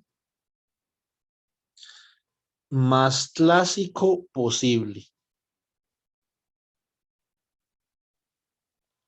Vamos a ver eso qué significa en términos de lo que planteaba hoy Jalil. Lo que planteaba hoy Jalil es muy importante, pues si le quieren dar una leidita, lo de la fase, etcétera, etcétera. Y vamos a ver que ese estado tiene una fase compleja y que eso tiene un significado, ¿cierto? Tiene una fase compleja, no, tiene un autovalor complejo y eso es una fase. Disculpe. Bueno, chicos, entonces yo creo que esto ya lo podemos exportar como PDF y nos vemos el lunes, ¿les parece? A las 8 de la mañana, por favor. Ok. Listo, profe. Profe, Eso, mañana sí va a luego, haber profe. reunión de semillero. ¿Cómo, Joan? Primero, Joan Sebastián, ¿qué me dice usted? Profe, sí va a haber reunión de semillero. Sí, sí va a haber. Mañana. De hecho, vamos a recuperar todas las reuniones que no hemos hecho en la historia desde que nacimos. ¿Entonces clases hasta el domingo o cómo? No, mentiras por molestar. No, mañana vamos a ver funciones de Green para la ecuación de onda y vamos a ver causalidad. Listo. Listo, profe. ¿A las 10, profe? ¿Cómo? ¿A las 10? Sí, señor. A las 10. ¿Y ahí semillero a las 4? Y a las 4, sí, a las 4 en el semillero vamos a hablar específicamente de cómo se hace una tesis de pregrado. ¿Qué trae una tesis de pregrado? ¿Qué se diferencia de una tesis de maestría? ¿Qué se pide de un estudiante de pregrado? Y después, obviamente, vamos a ver cómo eso puede recalar en la escritura de un paper o no, ¿cierto? Entonces, obviamente eso depende mucho de la persona. Pues usted, por ejemplo, usted, yo me imagino que va a publicar un paper porque usted ya comenzó su vida científica muy temprano, ¿cierto? Pero no necesariamente tiene que publicar un paper en pregrado, eso depende de la velocidad con la que las personas avancen en sus estudios. Ahorita le envío el número de guía a Joan para que esté pendiente del libro, por favor. Listo. Ah, listo, profe. Uy, por ahí me contaron que eso está súper difícil, ¿no? La llegada para acá. Está súper difícil. Yo pedí un libro y no solo eso, sino desde Bogotá. Yo pedí un libro, un par de libros en alemán que casi que no consigo. Y resulta que a Bogotá llegaron en una semana, desde Miami. Y desde Bogotá hasta Pereira demoraron 17 días. Bueno, Entonces, pero está esperemos que complicado. no. Entonces, por favor, vaya revisando el número de guía ahí en la página de Servia Entrega para que usted más o menos esté pendiente. Listo. Uy, sí, sí, dale, profe, gracias. Listo. Profe, ¿qué iba a preguntar? En la próxima clase que vemos, en teoría de muchos cuerpos. El estado coherente en la primera hora y en la segunda hora vamos a ver la cadena de átomos en una dimensión, pero cuantizada con la transformación de Bogoliubov. Listo. Ah, listo. Ahí como comentario final, la profesora Karen pone videos de Santa Olaya, profe, ahí en el campus. A mí no me gusta Santa Olacha. De pronto, pues obviamente es respetable que los profesores les guste Santa Olacha. O sea, yo